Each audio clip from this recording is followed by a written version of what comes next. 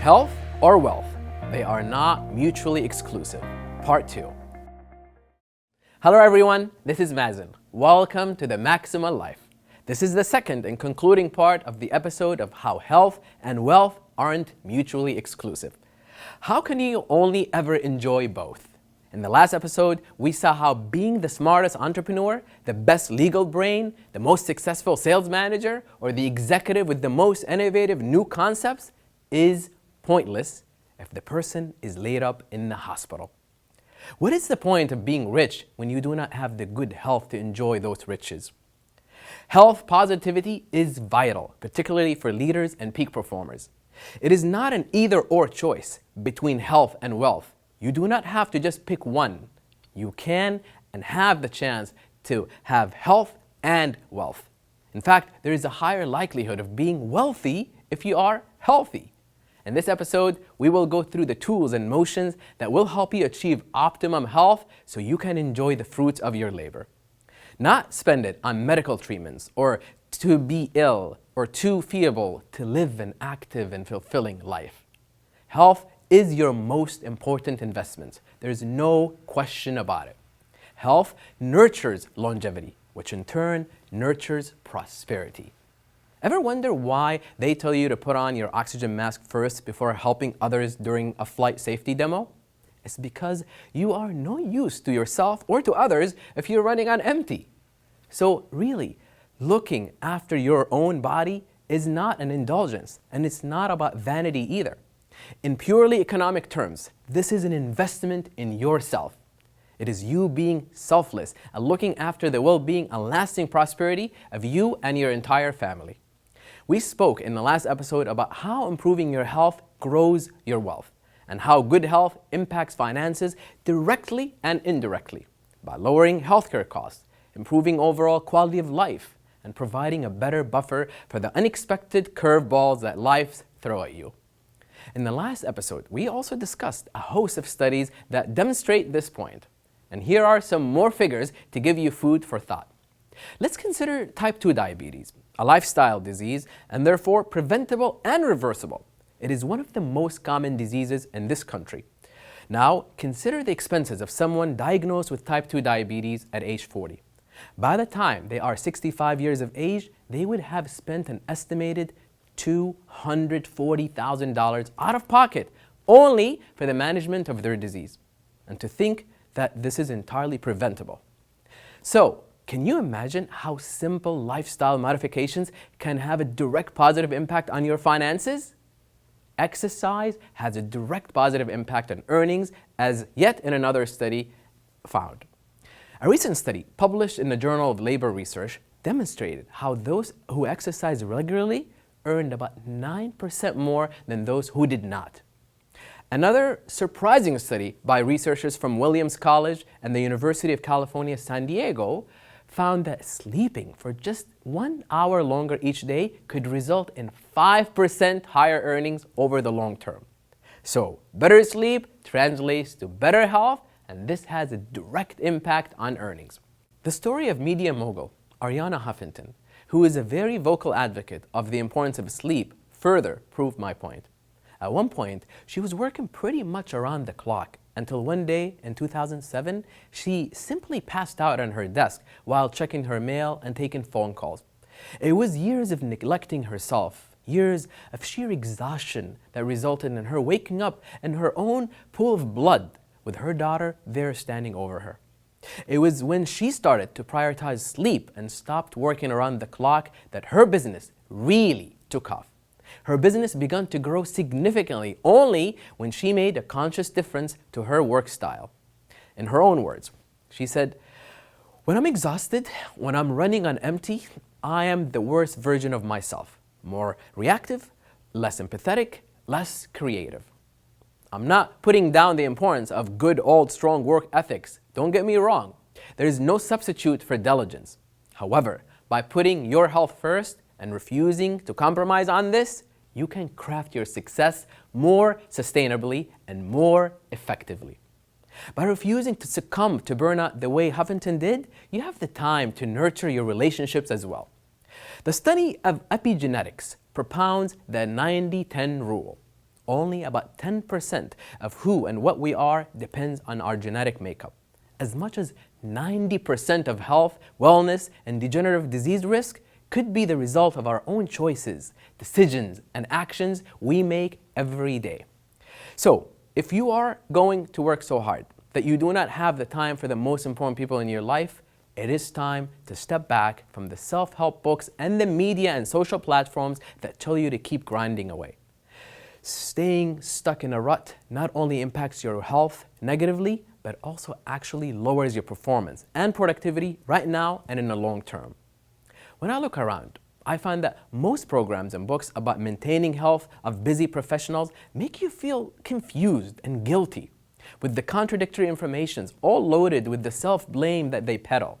Rather than putting your mind at rest, they make you worry, taking you further from the peace of mind and wellness that you seek and deserve. The mindsets, the mechanisms, the emotions that I have created over the years, which I bring to you, create hope, results, and structured practicality. What I share with you in the Maximal Life channel will help you to see how easy and doable it is to start nurturing health and how a positive ripple effect could happen in your life. You will make better choices and be happier. Then this energy of vitality will help you to attract more wealth, prosperity, and abundance in all areas of your life. Start with this one. Do not remain chained to your desk all day. Get some sun and air. Trying to concentrate too hard on one single thing or even on several things can drain you mentally and give rise to a phenomenon called directed attention fatigue. Contradictory to as it may sound, trying too hard to focus can actually reduce your ability to do so. Getting away from your desk to be amidst nature for some moments each day helps you de-stress, recharge, and triggers creativity. So instead of the 11 a.m., the 3 p.m. caffeine break at your desk, try it out for some fresh air and get your circulation and your creative juices going and flowing. Get some sun exposure each day. It isn't about just getting that all-important vitamin D to stimulate healthy bones and improve immunity. It is also about our body's circadian rhythms, about our body getting the right light cues for optimal functioning and better sleep later in the evening. If you're indoors in artificial light for long periods of the day, change your light sources to emit more red light and less blue light, especially in the evening. Eat, meditate, love, and sleep, and read, and move.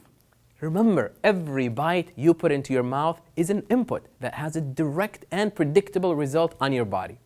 Many of us are actually overfed, but undernourished. Quite simply because we make the negative food choices. The positive food choices are vital for health. Prioritize your protein intake, and remember, lunch is among the best times to incorporate quality protein into your day. To fuel your midday momentum in a demanding day, consider a protein shake at your desk or between meetings. Another simple game changer for your health is to hydrate. Hydrate, hydrate. Drinking enough water is a big part of healthy intake. If you're waiting till you're thirsty, you're probably waiting too long. Drink water at regular intervals. Aim for about 8 glasses or bottles of fluid in each day at least. If you're in a very hot place, or if you're doing activities that make you sweat a lot, the amount of fluid intake should increase proportionally. Reject the sugary carbonated drinks, the caffeinated beverages that actually dehydrate you and deplete you while putting useless calories in your body. Instead, opt for the plain or sparkling water or water infused with fruits, herbs, or spices. Keep disease that stem from poor food choices at bay. Next, prioritize your sleep. Sleep deprivation makes you dysfunctional, depriving the brain of essential nutrients and preventing poor absorption of glucose from the bloodstream. Even an hour of less sleep every day over the long term could cause grave damage. Now, here is another vital component to your health. Connect, nurture, and nourish your relationships. The connections that we form with other people in our life are the basis for our life. Relationships with your significant other, kids, parents, siblings, and close friends are what give our lives meaning. Create time for these special connections. Be present in body, mind, and spirit. Express your love. physical contact is therapeutic, and connection is a pharmacy of feel-good hormones. Connection is necessary for health and well-being. The touching, hugging, and kissing of loved ones, the intimacy shared with that special someone, these are not just pleasurable. They are necessary for a healthy life and for emotional well-being and development. Take the time, connect, and tune into yourself to nourish your spirit as well. If something inside you tells you things are not right, listen to that inner voice. Your body is your most honest reporter. Make time for meditation. A few minutes in the quiet of the morning may help.